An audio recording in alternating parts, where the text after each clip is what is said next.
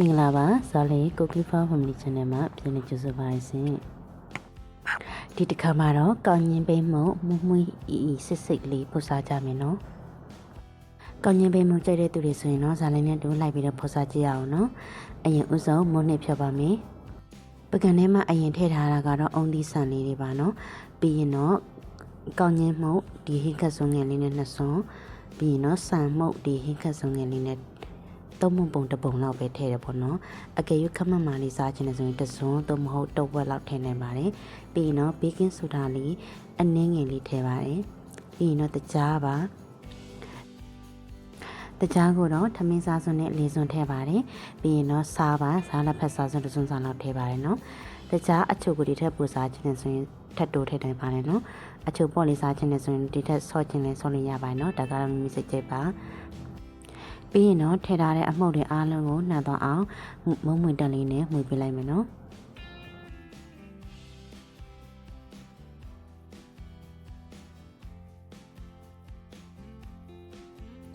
ပြီးရင်တော့နွားနုထည့်ပါမယ်နွားနုကိုဇလင်းကဒီမကျင်းဖန်ကအပူလေးနဲ့တစ်ခွက်အပြည့်ထည့်ပါမယ်နွားနုနေရာမှာတခြားအုံနုတို့ပြီးတော့နုစိမ်းတို့ထည့်ခြင်းနဲ့ဆိုရင်လည်းရပါတယ်နော်ပြီးရင်တော့အားလုံးကိုနှံအောင်အရင်စုံလေးနဲ့မှွေပေးလိုက်ပါမယ်နော်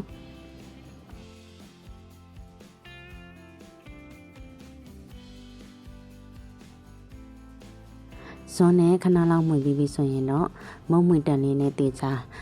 မုတ်အနှစ်ဒီလုံးဝအလုံးနေမကြံတော့အောင်မှွေပေးလိုက်ပါမယ်နော်မုတ်လေးမှွေပြီးပြီဆိုရင်တော့နိုင်ဝက်တနိုင်လောက်နှက်ထားပေးလိုက်ပါမယ်နော်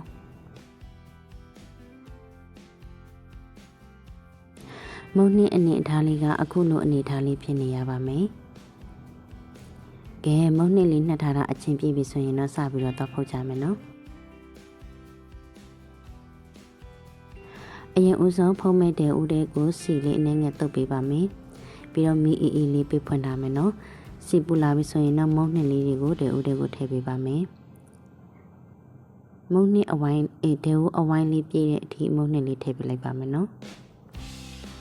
ပြီးရင်တော့ဘိန်းမုံရဲ့တစားပလာလေးဖြစ်တဲ့ဘိန်းစီတို့မြေပဲစီတို့နှမ်းစီတို့ကိုပျော်ရံကနေဖြူပေးပါမယ်နော်ဘိန်းစီကိုတော့ခမင်းများလေးဖြူပေးပါမယ်မြေပဲကိုတော့ဇာနေကနည်းနည်းလေးကြိတ်ပေးလိုက်တယ်ပေါ့နော်ဒီလိုမျိုးသူ့အချမ်းလိုက်မဟုတ်ပဲနဲ့ဒီနည်းနည်းလေးမှုတ်သွားအောင်အရင်အမှုတ်လည်းမဟုတ်ပေါ့နော်ခုလိုအနေထားလေးဖြစ်သွားအောင်နည်းနည်းကြိတ်ပေးလိုက်ပါတယ်အခုလိုကြိတ်ပေးလိုက်ခြင်းအဖြစ်သူအနံ့ပုံမှွေစေတယ်ပေါ့နော်ပြီးတော့အမှုတ်လေးဖြစ်သွားအရသာလေးလည်းပိုစီပါတယ်ရှင်မကြိတ်ခြင်းလည်းထောင်းပြီးလည်းရပါတယ်နော်ပြီးရင်တော့နှမ်းစီလေးတွေကိုလည်းဖြူပေးပါမယ်ခက်မြများလေးဖြူပေးပါမယ်နော်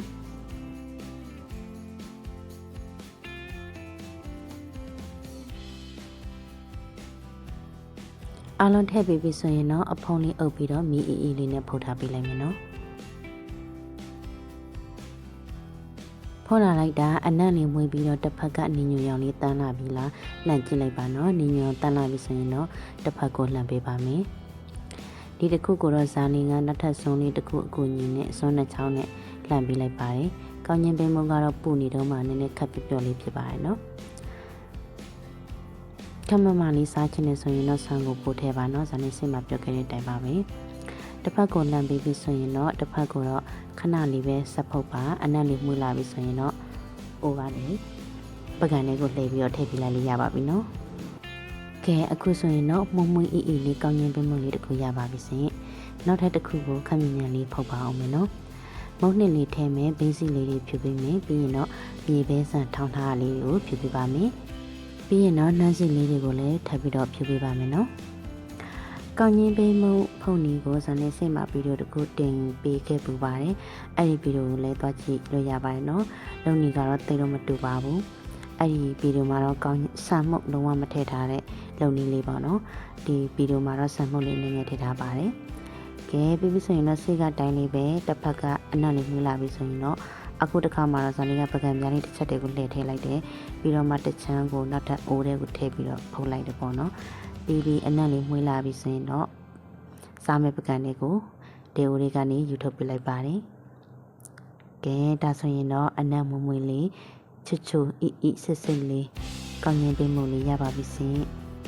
ဒီနေ့ဗီဒီယိုလေးကဒီလောက်ပါပဲရှင်နောက်တဲ့ဗီဒီယိုတွေမှာပြန်လည်လို့ဆုံတွေ့ကြပါမယ်အားလုံးပဲဒီကောင်ကျမဗီဒီယိုပြပြရဦးကြပါစေရှင်